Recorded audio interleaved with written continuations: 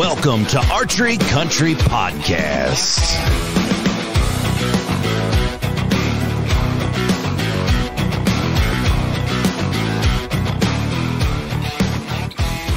Welcome back, everybody, to Archery Country Podcast. This is your host, Wade, as we are welcoming someone brand new into the studio today. As we did a chance, most of you have already looked it up. The reason you're listening is because it's on your iPhone or your smartphone or your laptop or whatever device, maybe on your, I guess, your vehicle. It says Crossbows today. Crossbow 101. Everything and anything you need to know about crossbows. We are one of the greatest dealers in the world when it comes to selling these, putting them together, and I know that is boastful, but we are. We have it down pat. The one I was talking about, our brand new individual that's with us, we have our social media head department / helps with online / is in the Rogers studio, Desiree Holmberg. We welcome you here. How are you? Doing good.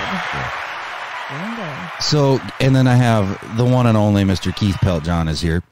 How you doing, buddy? Good, buddy. How are you? Good. Glad to have you back on, finally. We got you. It's been a while. I thought I was, ousted for a while. No, you weren't ousted. We're just super busy. But you don't get applause. No, I know. Well, I don't deserve applause. You do deserve. Yeah. I don't know what it would be, but we got you for it. Keep that down. Leave it for Desi. She's awesome. All right, so Desi is the way that this is gonna run is Desi is not only also informative, she's going to help out on some things, but we're going to use her as kind of our shotgun question asker. If she has a bunch of questions, the cool thing is any of you that ever reach out to us on social media or the platform, we do have the professional chat online. Sometimes she gets on there, but she gets a lot of questions, and she'll come from her office and she'll ask us here on the floor, and we can answer some of those. But some of the questions that she's had built up, she is also a person that sits on the other side because she hunts. She's a very active outdoors woman. She's been part of the DNR, also law enforcement in the past. So when we talk about regulations and some situations that you do and don't do with crossbows, she's kind of our post to lean on, so to speak. So in a roundabout way, we're glad that you're here. Crossbows. In the last, Keith, you and I have been here 4 or 5 years, and we've got an opportunity to see a huge growth in crossbows. Not only development, but also use. Yep. USC. Yep. So first and foremost, let's just get it out in the open. What in the state of Minnesota, there's some regulations that we have to follow. You have to be over the age of 60. Then you don't worry. You can shoot a crossbow anytime during archery season, anytime during rifle or shotgun season. Anytime that there's a season, you can use a crossbow if you're over the age of 60. Contrary to that, the only other time or person that can is in a situation where you have a permit, meaning a doctor, chiropractor. I think it has to be a certified. And I'm looking at you, Keith, because you had to. You didn't have to. You got the opportunity to use one last year. Yep. You had to go through the permit application. You had a surgery. You weren't able to pull a regular compound bow back. Yep. And then you were on that being said, you had to go through the process. Yeah, I went through my surgeon. I did my half of the form, sent it to my surgeon to fill out his half, and they sent it in. And, I mean, really straightforward. If you have a medical reason that's legitimate, it's pretty simple to get it taken care of. The DNR wants you out there to hunt. So is that form on the DNR website, or Yep. where is that? Okay. Yep, I printed it right off the DNR website, filled out my half, dropped it off at my doctor. He filled out his half. I put in for there's a 2-year or a lifetime option. I put in for a 2-year. My doctor laughed at that, and when I got my permit, it was a lifetime. So you can use your crossbow anytime, every time, all the time. Yep. So there's 2 different options. Correct. Yep. So the permit application obviously sounds like it's pretty easy, but you have to have a reason. Now, there are other states who are very, very close to our state, Wisconsin being the closest. Anybody, correct me if I'm wrong, at any time, anybody and everybody can use a crossbow. There are. Of legal age. Yep. I'm pretty sure. Missouri is that way. I think Iowa's still a permit or a certain age. North and South Dakota is permit or a certain age, as far as I know. So that's our bordering states. I don't know anything about Canada. I believe Wisconsin is the only one. No, I think you can there. I think anybody can buy it. I think that, and that's that's a pretty good reason of why we've had such awesome growth of it. So first and foremost, if you walk in here and you're 27 years old, we're never going to question you, but there are regulations that you need to follow for certain reasons. Now, as Desi brought up off air, any of us can use this during rifle season in the state of Minnesota. Anybody, because it's a lesser weapon. Yep, correct. Yep. So if you can buy your shotgun tag or your rifle tag, you can use a crossbow. Well, and I know also that there's kind of been a push for lead-free options. In certain zones? Okay. Like just in general in the state, you know. Mm-hmm. And this is a great lead-free option that is, absolutely. If you...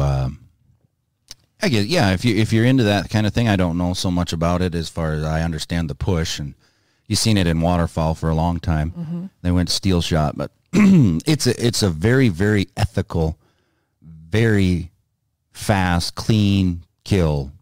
And where I push it, personally experienced, my oldest boy, Bodie, who last year was 11 or 10, his first youth season. It wasn't that he was scared of a gun, but he just chose, I gave him the option. I said, hey, buddy, you can use a 20 gauge bolt action Savage, with a scope, and it's going to be accurate. I'm not going to let you shoot over 80 yards. Or you can use Grandpa's Raven crossbow. He opted to do the Raven, so him and Grandpa shot it a bunch, which was cool. Like, it brought them together because they're not going to shoot their bows together. Right. But they got it sighted in. He had a bipod rest, and he was shooting all the time, and he harvested his first animal. It was a white-tailed doe, but it was we'll give him that. Yeah, there you go. But it was cool because it wasn't the trauma. It wasn't the, there wasn't a recoil anticipation. It was a very, and he could have probably shot the doe with a slingshot as close as she was. It was 18 steps. And the whole thing, like, he put it on the rest of the blind. I told him that if it's under 30 yards, use your top reticle. And I basically sat looking west, and he was shooting east.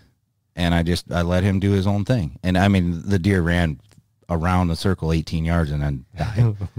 So, the emotions were there, the kill. But it was a very legal, very ethical. We shot, that was a 2-inch rage right through the pump house, and there was nothing wrong with it. That same night, another gentleman that's one of our landowners is in a wheelchair.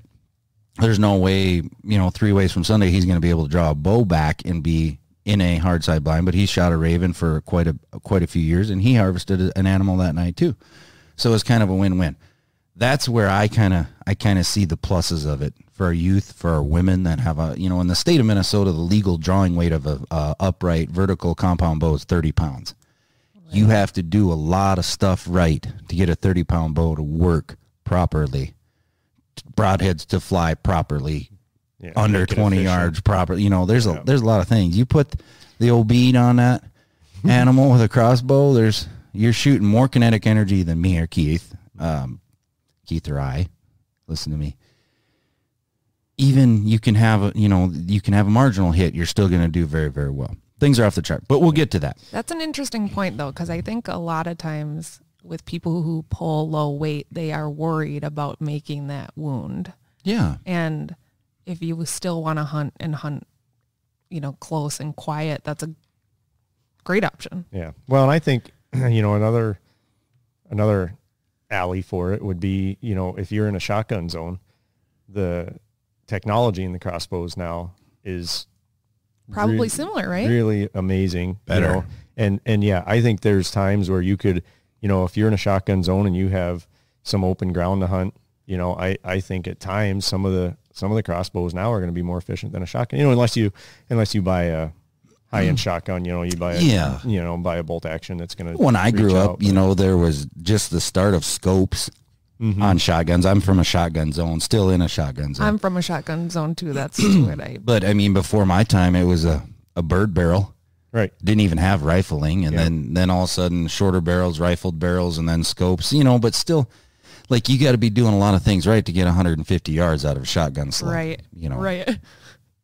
Nowadays, that's very attainable with the right crossbow. Right.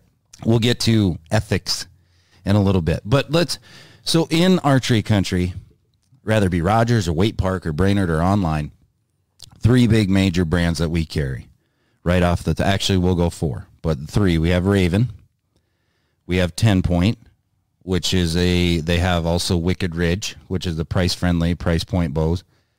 We have Mission, which is made over in Sparta, Wisconsin. Great setup, great company. The 4th one, we had a deal going on Axe, but I don't know if we're going to, yeah, no, I don't think that was think just kind of a, yeah. So those are the 3 big heavy hitters. A Center Point is another price point that's set up along with Raven. So, yeah. I mean, Excalibur, but we don't have not a plethora of options, but so Excalibur is. Yeah, I think really like where you're hitting is, the Raven, the 10 Point, and then, the Mission. Yeah. I think are the 3 big. Excalibur is an awesome company. They make what we call a recurve crossbow, or what is it? Is that what you would label it? Yeah, they'd be a recurve. It's like a little miniature itty bitty recurve bow on a crossbow. They have the twin strike, which is 2 shots, click, click, boom, boom, Yep. I think, we'll talk about it. Just the again, the technology in some of the newer bows is, there's some brands that are keeping up with it, and there's some brands that aren't, Yep. So as far as if you come into any of our shops, 10 Point has been probably one of the oldest companies that we've carried in Archery Country that make great products. They make everything from the most expensive 505 feet per second all the way down to, when you get into their Wicked Ridge, you can get some $300, $400, $500 crossbows. There's a lot of things we're going to talk about in the next hour, what the differences are and why you have to pay to get certain things.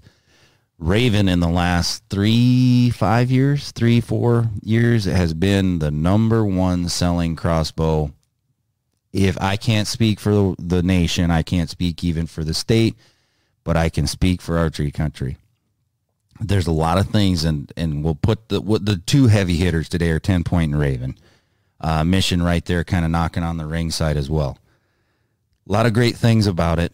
Raven, what Raven has done, if you look at their 2022 catalog, they have hit everybody from introductory, when I say introductory, $1,300 package, all the way up to the R500, which is the latest and greatest, the baddest looking, baddest shooting crossbow in my mind out there, the R500. Yeah, I agree. Base price on that is $3,000. So it's giving you some ideas. 10 Point, if we take 10 Point and we dissect it in half, we have Wicked Ridge, which is a very good, if you just want to get started, if you have to, count your pennies, which completely understand it's an investment. Wicked Ridge makes a great crossbow that's going to last you a long time, but you're going to lose some of the attributes that make the standard 10 Points and the Raven stand out. 10 Point itself, from the nitros, from the big dogs that they have out this year, like the Nitro 505 is their, what I would say competes with the R500 to a point. Yep. You can get into like their Havoc, the SR 440. They have a Viper. We're very familiar with a lot of these products. Probably one of the coolest ones that's been out a couple of years is the Vapor? Yep. Well, and Vapor. Yeah. In this year it was the Vapor Viper. What's the new one this year? Turbo S1. Turbo S1 is a the nice $12.99 baseline. Yeah. All right. So what separates the 2 companies? Why did I say Raven 4 times in the intro, and why have I said it 5 times already? And why, what are the differences between the 2? If you're talking to 2 guys that demand accuracy. We're also talking to a woman that shoots a regular compound bow, that accuracy, your husband hunts as well. Mm-hmm. Very avid. You have to be able to hit what you're aiming at. Why does Raven stand out? 3 main reasons to me. Safety. It's the safest bow on the market in my mind, but accuracy-wise. There's only one other bow in the whole history of crossbows where the bolt, we don't call them arrows, we call them bolts, attaches to the string. The knock actually knocks onto the string the same place every single time. That's Raven. Second is it has an actual rest. It's not on a rail system. It's not on when you take a crossbow and you lay it on the table and you look, there's a long rail on a 10 Point. Wicked Ridge. Mission. Yep, Mission. 90% of the bows out there, right? So the bolt rests on the rail. It looks like a trough. and odd vein down, and then the nock just sits against the string. There's usually a little brush or rubber piece that holds that bolt there, but it just sits, and then when the string fires, you release the trigger. It's still very accurate. If you're talking 30, 40, 50 yards, you can probably hold a 4 or 5 inch group, no problem. Raven, 100 yards, 3-inch group, proven. We've done it. I've done it. Keith's done it. Have you shot a crossbow, Desi? I have not. Well, we'll have to get you out. Yeah, and absolutely. We'll get you out on that. But so take away the accuracy part just for a second. Throw it aside, which I'd hate to even say them words. Safety.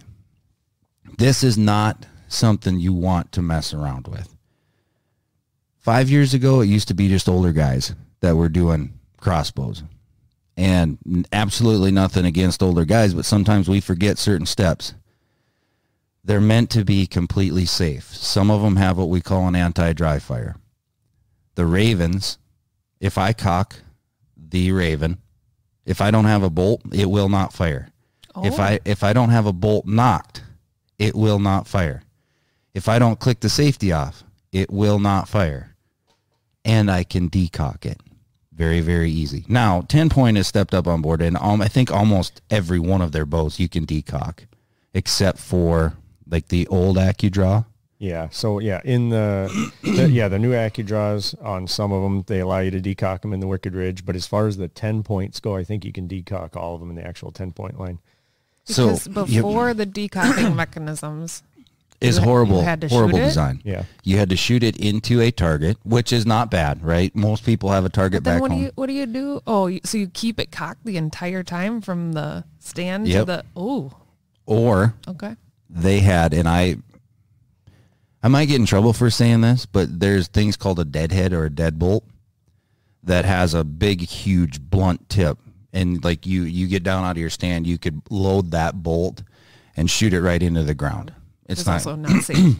Yeah. It's not safe, but there's not a bolt stiff enough in this. Right. And 10-point may email me, or Raven never even did this, but that bolt is not cool. And I think that's a thing of the past now, really. Yeah. Guys held on to them. We have guys come in now looking for, hey, I need a discharge bolt, because they're used to having one, but the energy in the new bows is so where it's not even an option anymore. Mm-hmm. What kind of, on those previous bows, how fast were those shooting compared to where you're at now?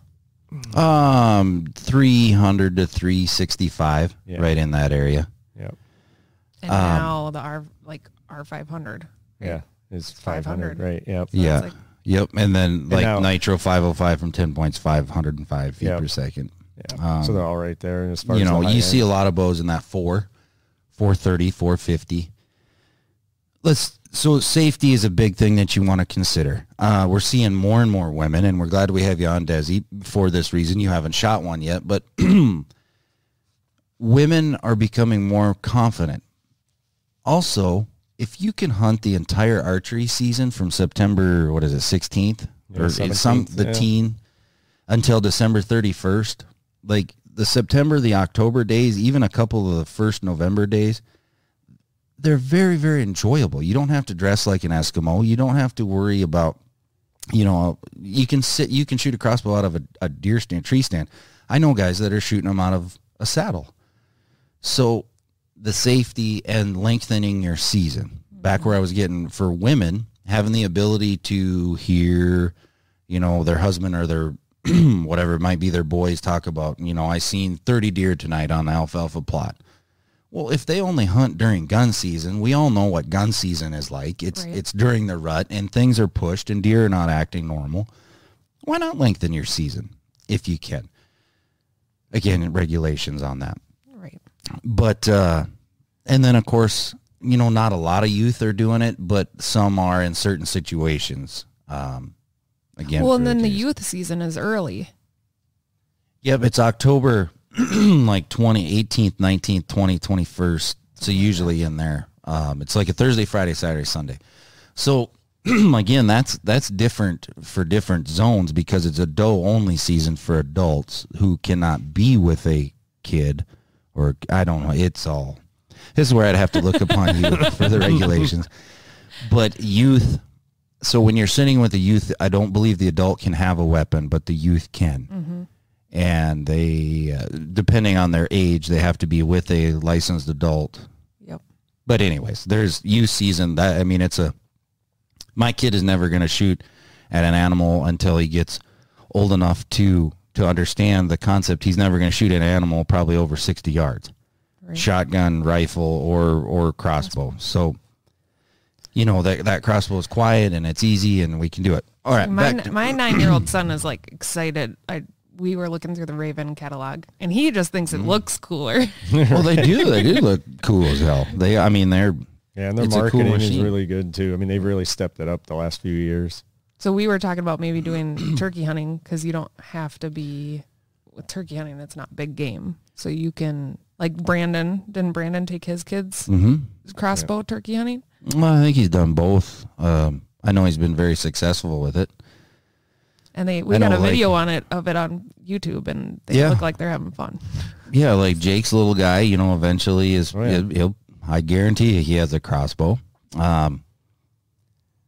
There's getting to be more and more states where that's, you know, you just go through like Keith did with the paperwork and you can be very efficient. Yeah, Kansas. I forgot all about Kansas, the littles. Yep, absolutely. You just worked on their setup for this year. Yep. They go down there and shoot some mega giants. Yeah. With a crossbow. Spot and stock, tree stand hunting. I mean, they're legit. And it's during archery season? I believe so, yeah. So it's earlier, you know, they have an early muzzleloaders. Kansas is its own little deal. But so safety is a huge, huge thing when it comes to crossbow. Now, how that correlates, what does it mean for me? Okay, yes, it's safe. I understand that. Don't click the safe off. Let's just point it in the safe direction. No, I'm not talking about that. Safe as far as using it, decocking it, cocking it, loading bolts, but also being safe in retrospect that makes it user friendly, which you have confidence you're very, very accurate. I don't know how to explain to people how incredibly accurate these things are. Like, scary. Yes, a gun that's sighted in still takes the cake, right? It gets there a hell of a lot faster than a crossbow. But a crossbow for anybody is more accurate probably than a regular bow. I mean, even me, I'm more accurate at 100 yards with a crossbow than I am my regular bow. So how far are you confidently shooting with a crossbow? Ethically or just shooting? Like, if I was going to harvest an animal. Let's just say target shooting. Well, we had on the YouTube battle, you watched Adam Kramer shoot the 500, our 500 at 200 yards. I was going to say, yeah. And that was an 8-inch circle. I think he hit 3, 4, 5 times and then showed the sight-in process. So, yeah, target practice, you can do whatever you want to do as far as that. Ethically, I'd say 100 yards and in. Now, is that going to depend on the brand of bow that you're shooting, or you just... Not so much the brand, but a little bit to do with the brand, but it has a lot more to do with the speed. Yeah, what model you're shooting more than... Okay, so like what speed? So like the 500, 400... So the R500 that you're speaking of shoots 510 feet per second from the factory. It comes with a little call tag, what it is, and then where you set up the scopes. Now, the reason I said 100... 98% of the scopes that come on crossbows have yardages out to 100 yards. Okay. So somebody somewhere, someplace said that's probably ethically where it should be capped at. I think the longest shot that I've seen my family, my dad, was 82 confirmed kill. One shot through the pump house. But then again, we're talking ethical, right? Like, there's a lot of factors. 20 deer in the plot. There's absolutely nothing going wrong. The wind is right. They're not alert. Their head is down. Right. Probably cut that in half if you got an alert animal. They are shooting fast. But let's bring it up. Keith, you had 2 success stories from last year. Where would you say ethically? I mean, target, you were sighted in at 100. You sent pictures of that. Right. Well, let's start. What crossbow? Raven? Yeah, it was a Raven. Yep. Excuse me. I ended up shooting a doe at 50. She was facing me. Mm-hmm. So a frontal shot at 50. It was actually 51 or 52 yards. Shot I never would have taken with my compound. Mm-mm. You know, it totally opened the door up. And I didn't absolutely have to take that shot, but I was confident enough in the equipment to take it. And absolutely pinwheeled her, you know, and it was just perfect, you know. My buck, I shot him at about 62, and he was alert, so I had to stop him. And even, this is kind of something to bring up, you know, even though you're shooting way faster than you are with your compound, I mean, that deer did still duck. I didn't, you know, he only went 30 yards, but it had potential, right? So I think, like you say, in a controlled environment, everything's is the way it should be. I really feel like any of the 400 plus 400 feet or more, I think you can probably shoot at 100. I mean, we may get some feedback on that, but I shot that buck at 62 yards and had a lighted knock and never found my arrow or never found my bolt. So he dropped right away? He just ran, got out of the edge of the field, and he was dead, you know, but. On your standard compound bow, would have you ducked the arrow? Oh, absolutely. I never would have hit him. If he was alert, you know, he would have ducked under it, you know. So I want to talk about that a little bit too, is how loud, I mean, they're a little bit louder than a compound, right? They are. I don't know exactly on a decibel reader. Yeah. We have one here at the shop. We could do it in, you know, outside versus inside. When they go off in here, it will surprise somebody. You can hear it, but it's not a gunshot. Right. It's just as fast. But that could maybe tip off, you know, if there's so many things in the outdoors. Like, there's so many things. You can sneeze and a deer will duck, you know. Right. And sometimes you can be loud and they don't care. Yeah. I mean, think about it, you know, in my opinion, your bow makes noise. It may not make a lot of noise, but deer can hear, right? Mm-hmm. So your bow, your crossbow, your gun, I've seen guys shoot their rifle, miss a deer, and have this deer stand there and look around. So, I mean, that's as loud as you're going to get, right? Yep. So I think it depends on the situation. I think that buck last year, you know, if that buck that I shot, if I wouldn't have had to stop him, it would have been, you know, a much better shot, obviously. But I don't think it matters what you're shooting at that point, other than a rifle, you know. Yeah. But I think no matter what you're shooting, they're going to hear it, you know. You know, I heard an analogy from somebody in the outdoor industry on a deer hunting TV show, right? They're saying they did it. They were walking around in a mall, and what they did is they whistled, and when they whistled, people looked, and then they dropped a ball, and people moved out of the way of the ball, right? Then they just threw the ball down the deal, and they didn't move until it was right in front of them. It was too late. If they didn't like chuck it at somebody, they rolled it on the ground. So in certain situations, we see every major bow hunter out there goes, bah. Yeah. I mean, we do it in the shop joking around. Like, stop them so you can settle your pin and execute the shot. When you go bah or whistle or something, they're going to look in sometimes that direction. They're going to be like, what the heck is that? I never heard that. So then when you follow it up with a whap and then an arrow going, of course they're going to duck. I mean, that's just natural. They're prey. They're not a predator. So anything you do that, you take something that's has no idea what's going on around, and they still can duck. It can happen. Yeah. Right. Well, and I with my compound, I really, really, really make an effort to not shoot deer that are alert. Mm-hmm. You know, and I've had good luck doing that. Yep. But this one was a little different. Right. But the advantage of the crossbow that way is that the arrow gets there faster. It was something I was able to make happen. The bolt. Yep. Yeah. People ask all the time, they're like, oh my gosh, 400 feet per second. That's 100 feet per second over my bow. And then I check them and I say, yeah, maybe your bow's shooting 300 feet per second. There's out of 150 setups that we've done in the month of August, there's 3 that are shooting over 300 feet per second here at the shop at 3 feet. 25 yards, they're not shooting 300 feet per second. Right. 60 yards, they're dang sure not touching that. The kinetic energy of a crossbow is off the charts, even at a 365 foot per second setup.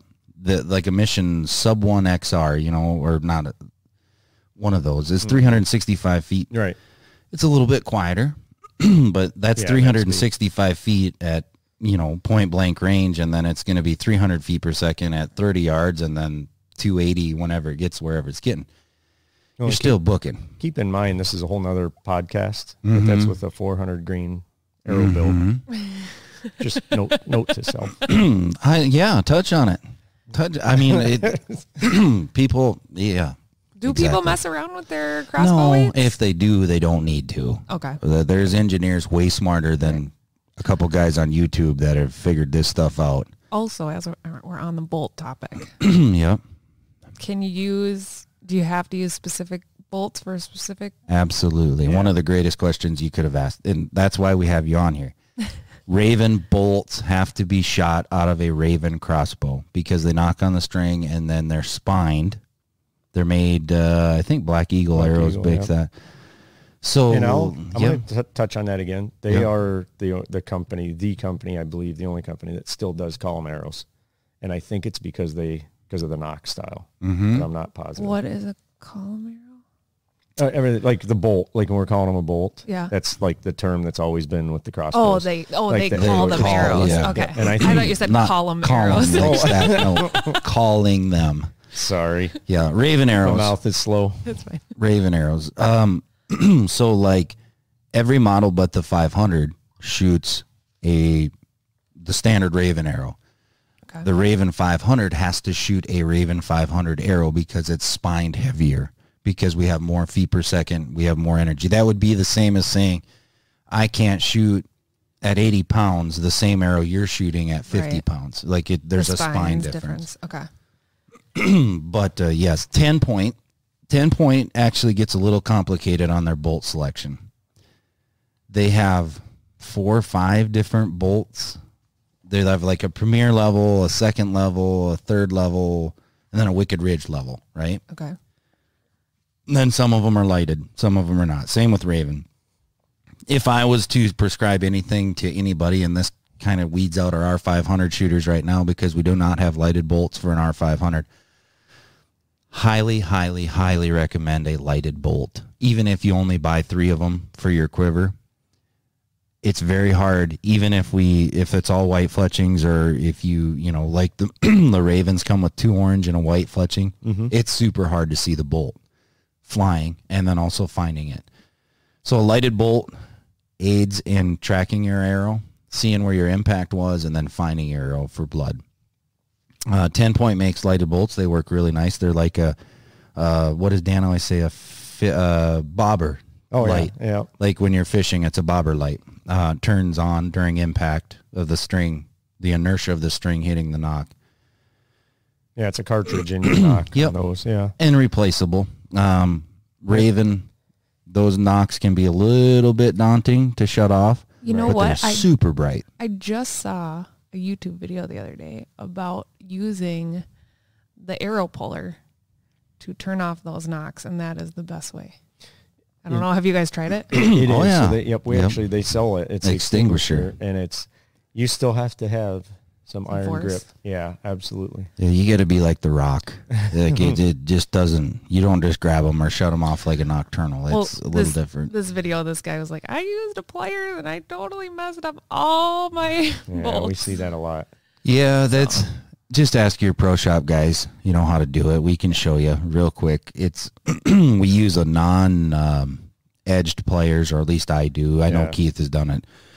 So it's a clean, you can wrap around it and you can just kind of wiggle it loose. There's 2 little wire prongs on the Ravens. It's company's called Luminoc. Yeah. And then when those wires engage, then it turns on the light. So it is not. 10 point is a click fit. So it clicks in and then you pull it out. That's the easiest. But it can only be shot with a 10 point. Mission is actually really, really cool. That is a nocturnal. Yeah. So does it work just like a nocturnal? It does. Yeah, it's very easy. And they're actually pretty inexpensive for Mission. Mission has really nice bolts, arrows. Those the Raven, the lighted one. I was going to touch on that there, and I learned this when I was shooting mine. But their lighted arrows they weight match the overall build. So ideally, buy the lighted bolts that are already built. They're going to weigh the exact same as the non-lighted. because they'll take Yes. some weight out of the front of the arrow. Yep. So you there's can some switch right brass over. components that they switched out. So when you sight in with the standard bolts that come with your crossbow, you're sighted in with a lighted bolt. They're equal. Yep. Okay. Yeah. Yeah, it's pretty. Because otherwise, are there options to just put lighted rocks on and Yeah. then Yeah, that but then maybe theyll shoot changes? different. They'll be a hair Okay. heavier. Yep. Yep. Okay. Well, that's good Speaking to of bolts and the sight in process, there's only really realistically three or four different styles of scopes. There is the standard, like you get on a 10-point or a Raven. We're not going to, I don't even know the company, but I think it's Bushnell and Hawk. They work together. It's not a 3x9 power scope where you're adjusting your power magnification. What you're adjusting is the feet per second that actually adjusts your focal point so your reticles move. So if you have a Such a good 450 foot per second bow, your mark would be on 450 or 448, somewhere in there. If you're shooting a 400 foot per second, then your mark's on 400. If you're shooting the 500, you're maxed out. Then there's what we call a sniper scope, which is a single crosshairs, and it has a adjustable turret on the top, which that has sight tapes depending again on your feet per second out to 180, 200 maybe if you're fast enough. Yeah, I don't remember what they use. But usually you're at a like 130 yard sight tape on a standard, let's say R29X. So are you guys setting up that sight tape on there? Or how does Yeah, we do, and then we also encourage people to shoot them in. Yeah, go confirm. And then there's a Garmin, the X0, which is hands down the tail wagging the dog when it comes to, where they're legal. You literally range by you push a button. That's a little remote we set, thumb or forefinger. Or there's a remote up on top of the crossbow. You range, it sets the pin, boom. The X0, we can actually sight you into 80, but we ask you to validate your pins past, that. You can sight those into 200. Again, it's a YouTube video, Archery Country YouTube. Adam Kramer did one, him and Nate. And then there's red dot. Red dot's very limited on your yardage. This day and age on the high power crossbows, red dots are kind of fading away. You either go with their standard lit reticle, crossbow scope, or the sniper, or the Garmin. That's the three main packages. So let's say you come in and you're looking at 10-point or Raven or Mission.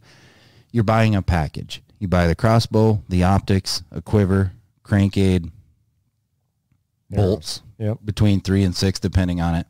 No case, no serving fluid, no lighted bolts, no sling, no broadheads. Most of the time. There are packages. 10-point makes some pretty cool packages that come with everything. Just ask your dealer for information on that. We didn't talk about the crank. Yeah, Oh, yeah. that's what I want to know about. Before we get talking broadheads, let's talk about how you cock these. So some of the lower end, actually it's getting very, very hard to find a bow that doesn't have a cranking aid. There's still a couple hanging over on the rack where you would use what we call a cocking rope. You set it on the stock, or they have a little cocking post. You put the rope down, it has 2 little question mark hooks. You hook up to the string, and then it's physical. You're pulling the string back to the receiver, and you cock it. To decock those, some you can't. Commission you can. There's one company, the Mission you can. That is, And that one is... that'll make your butthole pucker when you're trying to decock with a rope cocker. Well, especially the first time, because you're like, this isn't going to work. And then, like with that one, it's actually way better than you'd think. Yeah. But yeah. They did a great job designing it. It's just, we don't even think about it nowadays. Right. When we're showing somebody and it's their turn to do it, it can be a little bit daunting. Like, I don't know. Decocking a crossbow has absolutely been a game changer. Yeah. Yeah. You don't have to shoot them in a bale. You don't have to shoot them into the ground. In my mind, it's way safer. Yep. Now. And you don't have to leave them cocked in your stand overnight, which we don't want you to do, please. If there is one thing that you take from this entire podcast, I say it 100 times a year. Keith does too. Dan, Jack, Brandon, John, Jason, Scott, Now you Alex, started, you everybody. got to keep rolling. Who'd you miss? Adam, they're gonna be Nate, upset. Yeah. Troy, Connor, Carter, not Carter. Irwin. Yeah. Zach. Anyways. Oh man, poor guy's Izzy. Jeez. Izzy, yeah. Do not leave your crossbow cocked for more than 8 hours. Ever. I don't care if you've done it for months in the past. When you cock a crossbow, the string is not what we're worried about. The cables and the cable harness are under in such a load. When you're done hunting that night, decock the crossbow and set it in the corner and get ready. And the next morning, then cock it. Do not leave your crossbow cocked for more. I say 6, but 8 hours. Yeah. Yeah. The manufacturer says 8. But yeah. Leave it for a sit. Decock it when you're done. By all means, cock it in the morning before you walk out or when you get into your stand. Hunt all day long. And when you're done, if you were not successful, decock it. Yep. Preservation. Key thing to think about there too that I learned decocking my crossbow in the dark for the first time is make sure you take your arrow out first. Oh, well, I didn't wreck anything. Okay. But it was, as I was getting ready to decock it, I went, oh, my arrow's still in there. And so yeah, just something to think about. I started reminding people of that. Yeah. So, all right, I'll take you through the process as we get that. So you got your crossbow cocked. You've engaged the start process. You load a bolt, odd vein down. Then you're done with your hunt. You take your bolt out, and then you decock. On Ravens, there's a little safety switch, the R500. You can just reverse 10-point. They have this market licked. Like it's called the it was the AccuDraw, now it's the AccuSlide. Yeah. You cock it, counter or clockwise, crank it right or hand, left hand on some bows, ambidextrous. Yep. And then to decock it, you just go reverse, counterclockwise. Some of them have a safety switch to release the receiver. Some don't. Super, super simply. Do it one time and then you got her licked. Is it quiet? The decocking? Yes. Yep. Yeah, so decocking on all of them will be silent. Yeah. So if you got a field full of deer and you want to be quiet and get out of there, you can decock it quietly. Just don't let it go. Cocking, we're slowly fading away. Raven for a long time had crossbows that went click, click, click, click, click, click, click, click, click, click. Since the introduction, any Raven that has an X behind it in the name is silent. Oh. Cocking and decocking. Look at all these things I'm learning. 10-point is silent. Mission is silent. Okay. So, yeah, they kind of have all that taken care of. So it's again back to that whole safety deal. Very, very safe. When you're cocked and loaded, and everything's set to go, pointed in safe direction. It's just a thumb tab or like a gun trigger. There's a safety on the front. Just click the fire and squeeze the trigger. Accuracy comes. I am not a gun guy. Don't own a gun. Don't know anything about this. You don't? Well, I do, but not like. Oh. I own a gun and it's not at my house. Does that help you? Okay. So come rob me if you want to. I got big fists. Where was I going with this? Oh, trigger pull. Yep. So when you're talking poundage and sensitivity, it's not like a true fire smoke where you got 17 feet of travel and then you get to it. They're pretty sensitive. I don't believe you can set any of them. Nope. But you don't need to, in my mind. No, they've all come a long way. What's the recoil like? There's none. None exists. No, you're not ever going to have like an eye punch or there's scopes you can set up your focal point and your eye relief on a Picatinny rail system. So you're not ever going to hit your face. It doesn't anything. It doesn't even jump, honestly. Just vibration. Yeah. So you just feel vibration. Just a thwack. That's what it's like. It's like a thwack. Cool. Yeah. And there's limb dampeners on some. It's and like you can Desi get will be some shooting today. I know. We're going to get her over the practice range just to shoot a couple. Before we talk about broadhead, or should we talk about broadheads right now? Well, do you want to, I was kind of thinking, being we were talking about the decocking and make sure we're not leaving them too long, we want to talk about maintenance. Yeah. That's a big thing we see. Big thing. Yep. Okay. Maintenance, we'll go Raven first. The only thing you have to do in Raven, there's two things you got to do. One, it's called serving fluid. Serving fluid is meant once or twice a year. It's a felt tip applicator. You tip upside down. It's a liquid. It's not a gel. And you put it on your serving, your strings. Yeah, you can put it on everything. You can do it when it's stationary and cocked. It exposed more of the string and the cables. You do that once or twice a year, or if you're going to hunt when it's below 32 degrees. It's called a preserving fluid. Mm-hmm. So your internal strings are waxed in the inside, and then they're double served where the bolt hits, and then they're single served or double served with a crossbow serving. You're not going to make your own strings. Like, it's very specific. That's the only maintenance besides cleaning your scope and making sure you get all the dust and stuff out of the receiver. Yep. If there's one thing when we sell a crossbow and we say free tuning and adjustment for the lifetime of the bow and maintenance, like, you can come in and it takes us 5 minutes to go through and do it if you're not comfortable. Serving fluid is $11. Mm-hmm. It'll last you 2, 3, 4, 5 years if you're doing it correct. Question for you. Mm-hmm. You hunted a couple times when it was cold. Did you do it every set, or did you just do it like that one duration? So no, I really only hunted a few days when it cooled off, and so I hit it when it got cold and just hunted a few days with it that way, and it was fine. Gotcha. Yep. 10-point doesn't really say anything about serving fluid. Nope. You can Rail lube. Yes. So when you're shooting go ahead and talk about that. Yeah, so rail lube, any of the crossbows that have a rail system, which are like we said earlier, is going to be about 90% of them. Rail lube acts as the preservative in that aspect. Yeah, you're going to get it on the rail, dab a little bit on the rail as the string runs down the rail. The serving will absorb it.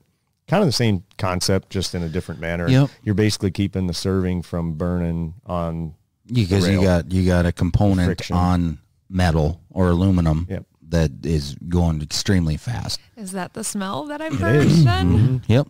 Okay. Or that I've smelled. Wait, Your ears got some good you have nostrils. good ears. That is every 10 to 12 shots on a rail lube. Gosh, I hate seeing crossbows has never had it because it's like, I had one the other day and not picking on her at all. She didn't know. It wasn't taught to her. She bought her bow somewhere else, and you'd pull that. It was a manual cocking rope. You pull it back and it went, Mm-hmm. and then I put one application about 2 times. I shot it, and then it was quiet. It's like, I thought something was wrong. I thought I had to get a new crossbow. Back in my mind, I'm like, oh, darn it. But no, I'm just kidding. Rail lube is a must. They do make lube for your bolts when you're practicing. 365 trio targets are rated to 500 feet per second. When it gets colder and your targets, even if it's 100 degrees out, I recommend lube for your arrow tip. Yep. Just a little bit. Not on your broadheads. Don't worry about it on your broadheads. Right. We've had people come in with. We've had some. We'll save that for the last 10 minutes of like super cool stories. But broadheads. This is where I have to walk really softly. But I do have some actual specs that you cannot do with a broadhead. I'm a mechanical broadhead guy on my regular bows, and I highly recommend them on crossbows. There are some guys that have phenomenal luck with a fixed blade broadhead on a bolt. Rare. Very hard to control. You are not tuning a crossbow. A lot of drag, right? Well, you're going so incredibly fast that a bolt cannot correct itself enough times to make it. You dang sure aren't going to hit the same as your field points. And it's a short arrow, right? Short bolt, so you don't have that tail dragged out to help steer. Stabilization is that. So half of our bolts and arrows are fletched with a blazer, 3-fletch. Half of them are fletched with a longer shield cut. If you're going to shoot a fixed blade, you might play around a little bit with fletchings. If you're going to shoot a fixed blade through a crossbow, it has to be documented and from the dealers smaller than 1 inch and 3/16. I say even smaller than that, but it has to be because it will void the warranty if it's not. Oh, that's good to know for those who are thinking. Yeah. Raven makes, or they recommend like a Rage hypodermic or Tripine no collar. They make what they call Raven steel. We have some in the shop, which is a mechanical 2-blade. 10-point, they send mechanicals with some of their packages. So that tells you exactly right there. Boom. Right. You know, again, back to that accuracy point, highly recommend them. Now, if there's one guy that's sitting on air that shoots fixed blades for a compound, would you shoot them through a crossbow? I shot mechanicals last year. You're welcome. You're welcome. I came to the dark side, Wade. You did. That deserves a very cool expandable. Yeah. Keith, are you always fixed when not? Most of the time. Okay. Yeah. Yeah. It's been a long time since I've shot an animal with an expandable, other than last year with the crossbow. If I was maybe in a little better shape and had time to do more last year, maybe I would have played with it, trying to figure it out. But it was, I shot the Grim Reaper Pro 3 blade, for the crossbow, 100 grain, and they were money. I mean, they screwed them on, I was shooting them at 80, shooting 2-inch groups at 80, just sitting in a chair, not on a bench, just off a stick. And they worked very, very well. And they held up really well on the animals I shot. If you come into the Rogers, ask Keith, you still got your pictures? Yeah. Is it just there? I can show you pictures. I can show you, feet, not yards, of how far they go. Just total devastation. Yeah, It's a crossbow specific broadhead. Has to hold up to high intensity feet per second and kinetic energy. Yeah, and that'll be on any of the crossbow, any of the broadheads you're going to shoot out of your crossbow. You want to make sure it's a crossbow version. Even if you bought a $300 stalker or something or other that shoots 315 feet per second, still a crossbow broadhead. Yep. So broadheads, that's basically all you got to say about it. There's, really, I don't see a need for shooting mechanicals unless it's a legality aspect in a state. You mean fixed? Fixed, yeah. Which there are none anymore, right? I don't think so. 50 states in the U.S. We have 50 mechanical states now? I believe so. I do not know about provinces and north of the border or south of the border. That might be different, but if you're going on something out of the United States, you probably have done the research enough to. Right. So when someone comes in and buys a crossbow from you guys go through all of these like specific things, right? Oh, absolutely. Yeah, and actually a crossbow sales takes longer usually than a standard bow, just because the knowledge isn't always there. From the consumer aspect, there's so many things that are, like we've opened your eyes and you're not even a consumer. You're in the business, you're with them every day, but there's still some things. And it's, to me, it's fun to see instant success. 3 shots, get you sighted in, 0 to 20. And we very, very rarely do we ever shoot more than one bolt into a spot because you're going to hit the same spot if you're steady. Talking about steadiness. For those of you that shoot out of ladder stand that have a rail, you're already done. If you shoot out of a hard side blind or even like a buck hut, you have a rail system to rest it on. You shot off shooting sticks? Mm-hmm. Was it a bipod or one stick? A monopod? 2 sticks. 2 sticks. Yep, just a folding. Yep. I've actually, when I sight in a crossbow over there, if they don't request a table, we use the bog system. It's called a death grip. It's super a tripod, free floating head. It's very similar to like a very expensive tripod, but it's not actually expensive. It's $160, $70, $60. Yeah, and it's really, really nice. And it clamps on.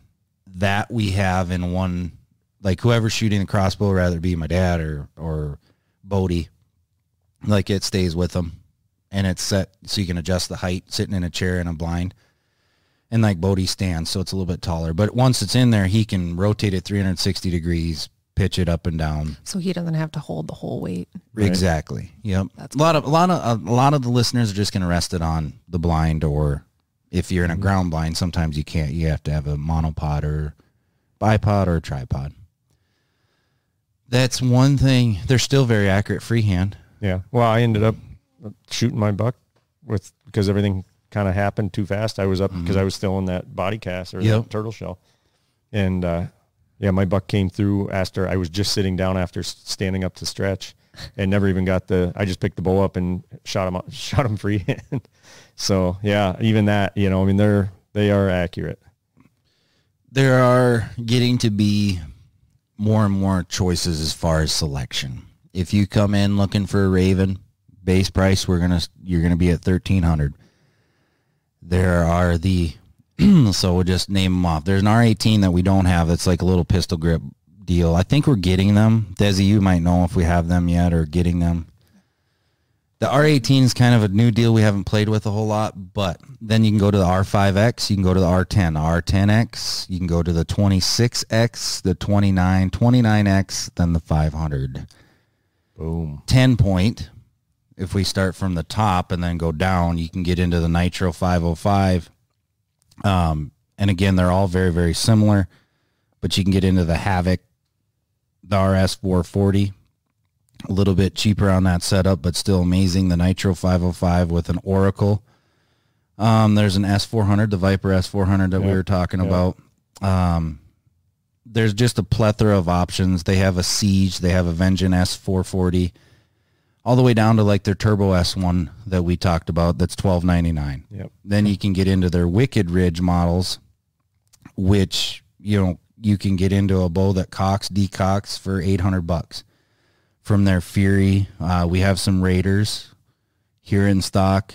The NXT 400, there's a M370, the Invader 400, Blackhawk. There's a plethora on those, and again, you're going to start in that 5 range for the Wicked Ridge and go to 1,200, and then for their high-end flagship, you're going to start at 1,200 and go all the way up to 47, somewhere in there. If you get one built up, yep. Depending on what you want to do. Also, Mission, we carry 2 of their crossbows.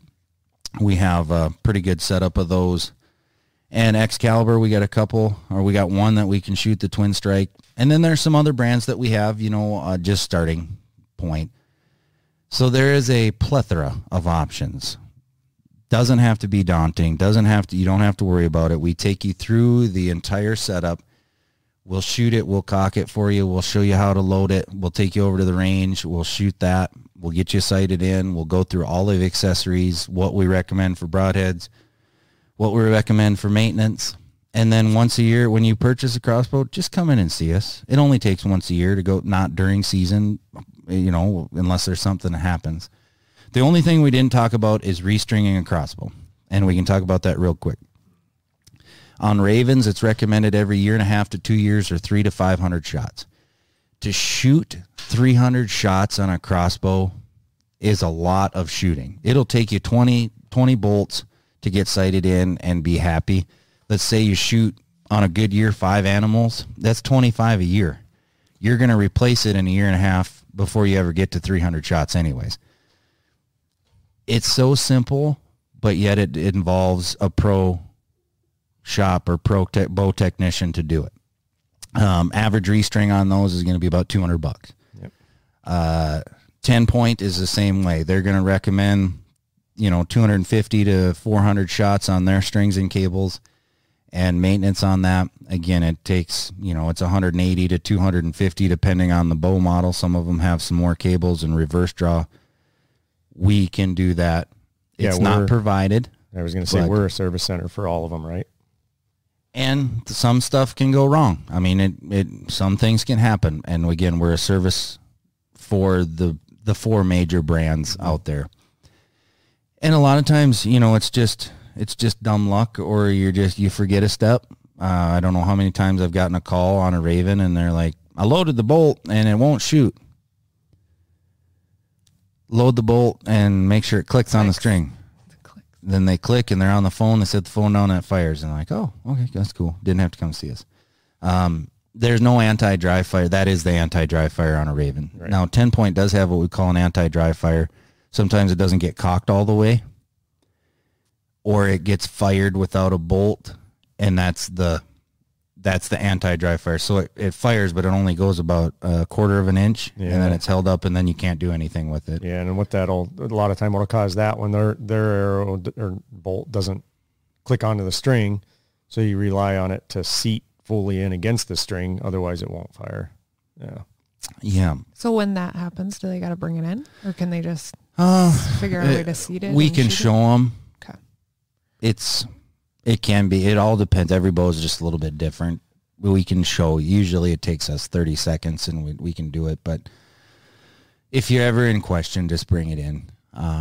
You know, we people all the time, and I even hate to say this, people all the time, they question the string durability and the cable durability.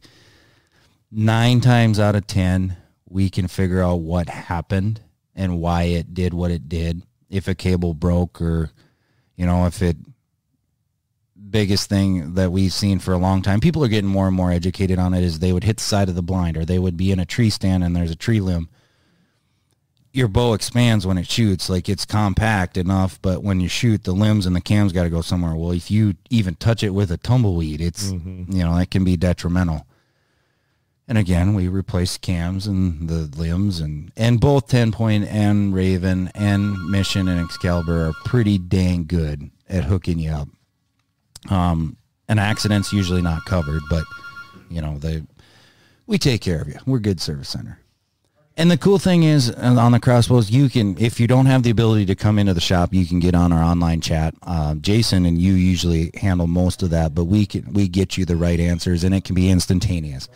Yep. Even if it's a couple minutes or 20 minutes, you know, we'll get back to you on questions. Like if they want to go on and they're not from Minnesota, they want to purchase a crossbow and they're not sure which one, and we've covered all what we've covered here. If they still have questions, Jason is right there to answer. Absolutely. And you can call the shop. We do, you know, a ton of stuff over the phone.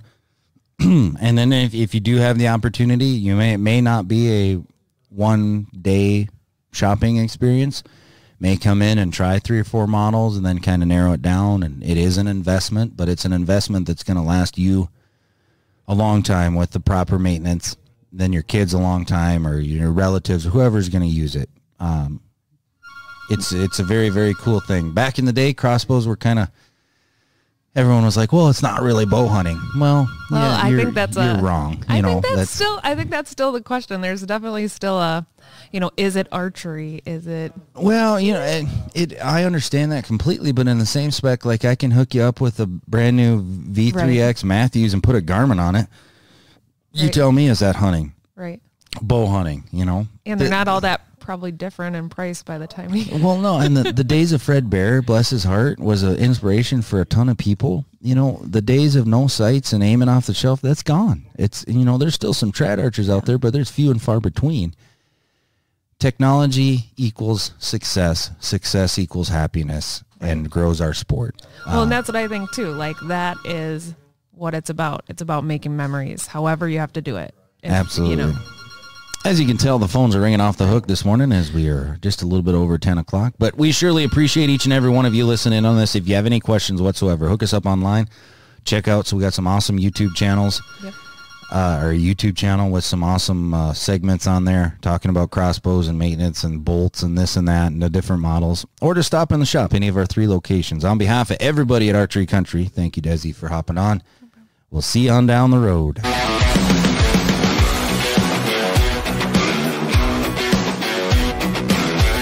Thank you for listening to Archery Country Podcast.